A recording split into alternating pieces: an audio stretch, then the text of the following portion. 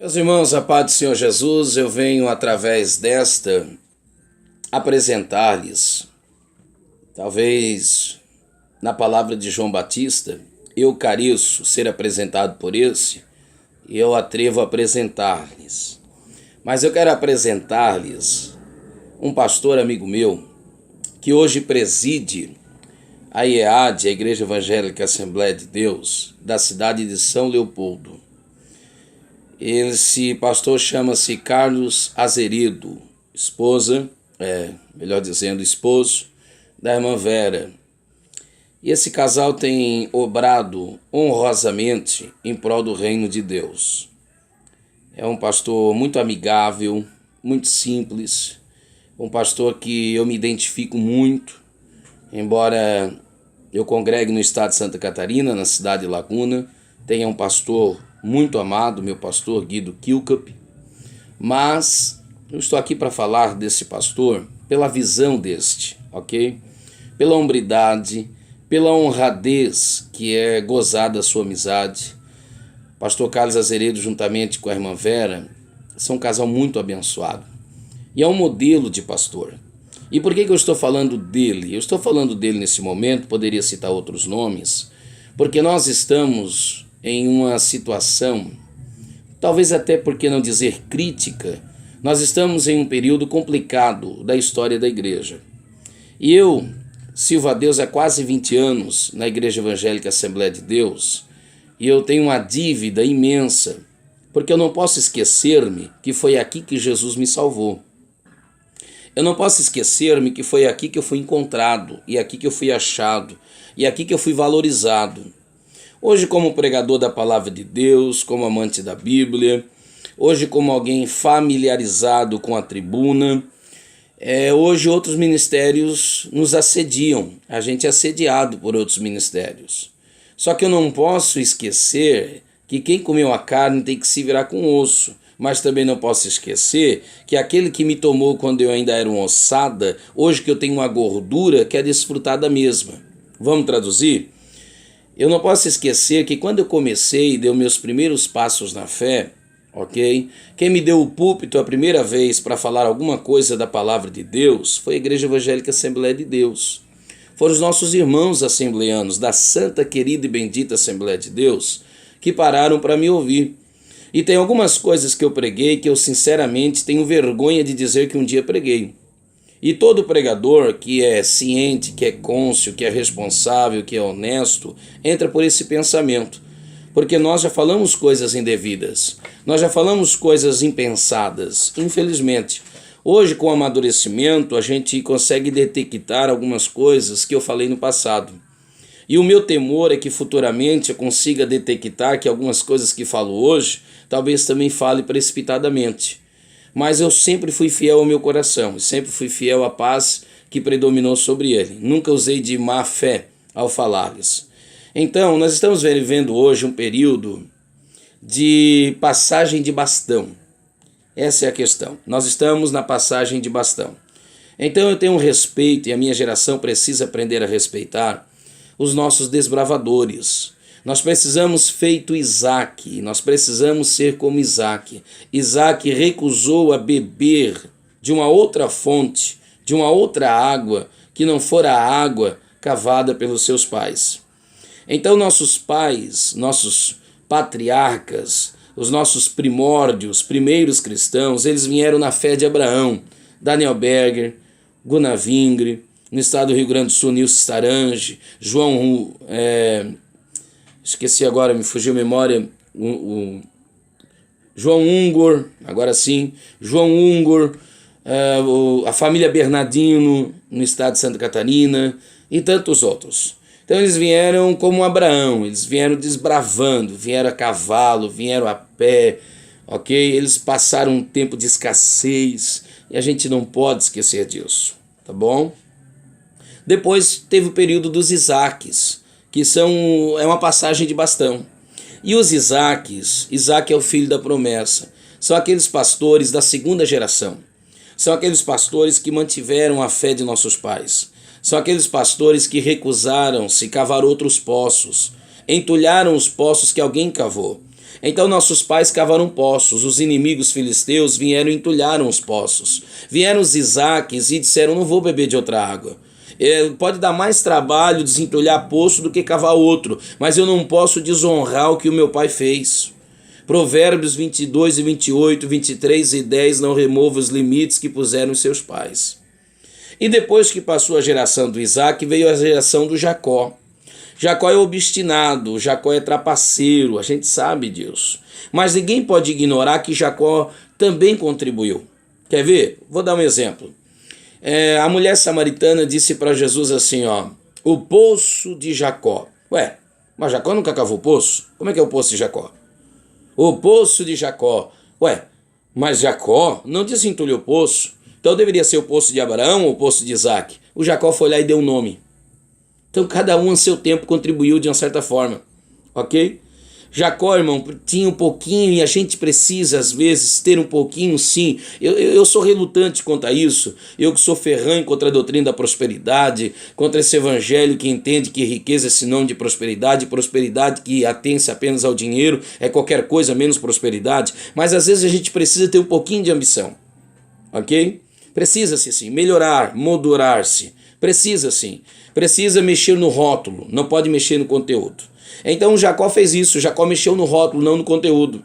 O Jacó chegou e batizou o poço de Jacó. Por quê? Porque senão daqui a pouco vinha outro, pegava o poço e dizia que era o poço de outro e o nome do Isaque e do Abraão não seriam lembrados. Então o poço de Jacó só é lembrado como poço de Jacó quando também é lembrado e associado à figura de Abraão e de Isaque. Então Jacó é preciso.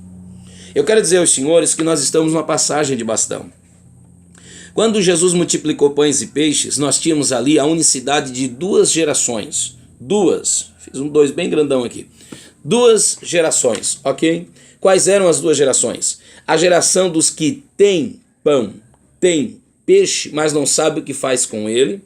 E a geração daqueles que sabiam o que fazer com pão, sabiam o que fazer com peixe, mas não tinham nem pão nem peixe. Se você depender da geração que sabe o que fazer, mas não tem com o que fazer, você vai morrer de fome. As multidões morreriam de fome. Se você ficar com a geração que tem pão, tem peixe, mas não sabe o que fazer com eles, a geração também morre. Você pegou? As multidões também não comem. Então precisa-se do menino que tem pão e peixe, mas precisa-se do discípulo. Deixa eu ver minha mão aqui. Precisa-se do discípulo que não tem pão, que não tem peixe, mas que sabe o que fazer com pão e peixe. E o discípulo que não tem pão e peixe é a geração antiga que já deu tudo que tinha. A gente precisa entender isso. Eles estão cansados, é o final da tarde, eles já deram tudo que tinha e não tem mais o que dar. E lá no meio tem um novato, tem um menino, uma nova geração que tem pão, que tem peixe. Só que não sabe o que fazer com pão e com peixe. O que então precisa ser feito? Precisa dar a mão dos discípulos. E os discípulos, uma vez passado pela mão de Jesus, Jesus tem essa capacidade imensa de intermediar entre o menino que tem e os discípulos que não têm. O menino tem, mas não sabe distribuir. E os discípulos não têm, mas sabem distribuir. Então Jesus tem essa capacitação de intermediar. Jesus tem essa capacitação de ser medianeiro entre eles. Eu estou dizendo para vocês que nós estamos sendo levantados para a glória de Deus. Tem se levantado uma geração que tem pão, uma geração que tem peixe, uma geração, gente, eu faço parte de alguns grupos, ok? O grupo A Bíblia Diz, o grupo que eu mesmo fundei, o Sola Bíblia, vai para 1 ano e meio, e eu tenho a alegria de dizer que eu alimento pessoas através desse grupo Sola Bíblia. É lindo demais, é uma bênção demais. Eu resolvo questões à distância. Ok, é quem se preocupa com o reino, não ganha nada com isso, tá certo? Financeiramente. Hoje eu tenho um Facebook, é um método de evangelismo. Hoje eu estou aqui falando para vocês um vídeo no YouTube, esse é um método de evangelismo. Nós temos pães, nós temos peixe, nós estamos aqui com uma geração que tem pão, tem peixe para dar à multidão. Só que tem uma coisa, essa geração precisa entender que não vai conseguir sozinho. Tem pão? Tem peixe? Tem.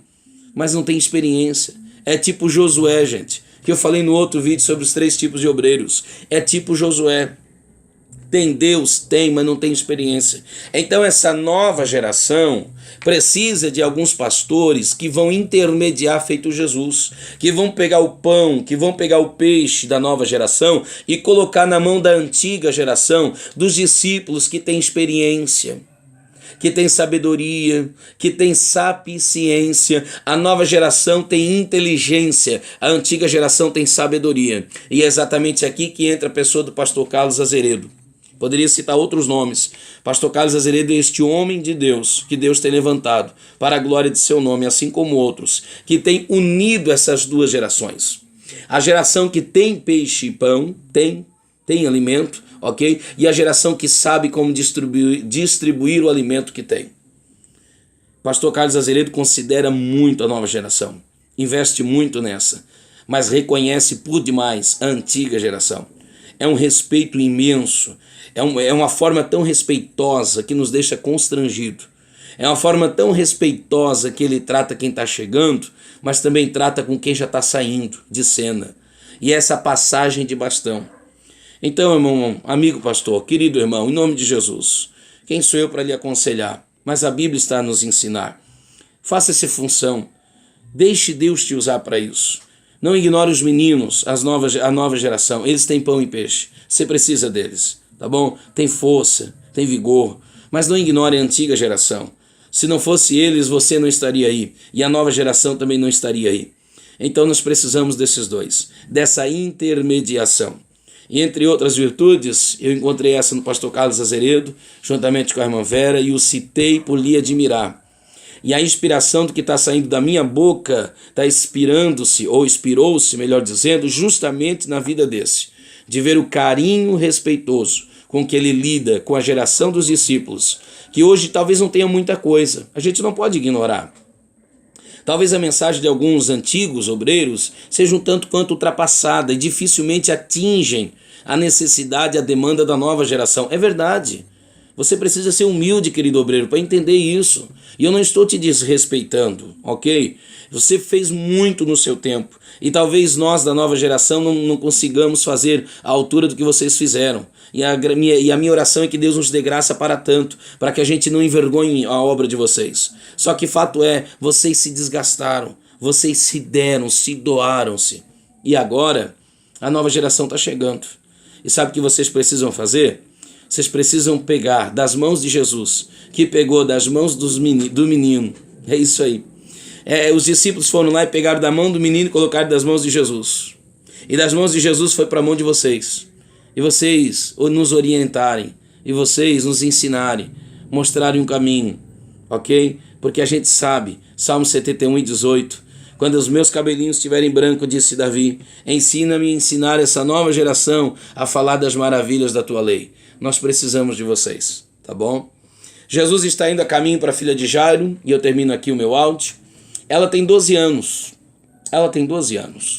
12 na Bíblia fala de governo, ok? 12 portas tem Jerusalém, 12 discípulos, 12 apóstolos, as 12 tribos de Israel, ok? Então, 12 na Bíblia fala de governo. O que acontece? Jesus está indo a uma nova geração, para levantar a nova geração, que para muitos parece morta, mas para Jesus ainda vive, a filha de Jairo. Só que antes dele ir lá levantar a nova geração, a filha de Jairo, tem uma mulher do fluxo de sangue que há 12 anos, governo, sofre de um mal hemorrágico. E sabe qual é o seu mal? É o mal na intimidade. Uma mulher hemorrágica não consegue mais produzir. E essa mulher não consegue mais produzir, irmão, porque ela está doentia. E a doença dela está na sua intimidade. Quem sabe ela se feriu com isso. Quem sabe a sua intimidade se tornou enferma justamente no ato de produzir. Enfim, ela está doente. Jesus vai levantar essa nova geração. Eu quero acreditar nisso. Eu faço parte dessa geração. Jesus vai levantar essa nova geração. Eu creio nisso. Mas para tanto, Jesus não vai deixar a geração antiga morrer à beira do caminho. Jesus vai se deixar ser tocado por essa geração. Jesus vai estancar o sangue. Sangue é vida. Jesus vai estancar o sangue para que esta vida não se vá. Então Jesus vai levantar a nova geração, mas não vai fazer isso sem antes sarar e curar a antiga. Tá bom? Então essa é a passagem de bastão. Que Deus te abençoe. Que Deus te ajude. Que Deus te ilumine. A exemplo do pastor Carlos, a exemplo de tantos outros pastores que nós amamos e respeitamos. E se você não entrou por esse caminho, em nome de Jesus, não ignore a mulher do fluxo de sangue, porque ela não pode mais gerar, ok? Também não deixe morrer aquela que está com cara de morto, mas segundo Jesus está doente, mas Jesus vai lá para levantar. Não deixe de visitar a filha de Jairo, tá bom? Ela tem 12 anos, não produziu nada ainda, mas ela tem vigor, tem vida. Não deixe de visitá-la. Mas como é que eu faço? Una os dois. Vá a caminho da nova geração, curando a antiga geração. Tá bom? Deus te abençoe. Meu conselho, em nome de Jesus. Deixa o seu like, tá bom? Acione aí sininho de notificação. Inscreva-se no canal e seja abençoado em nome de Jesus. Amém.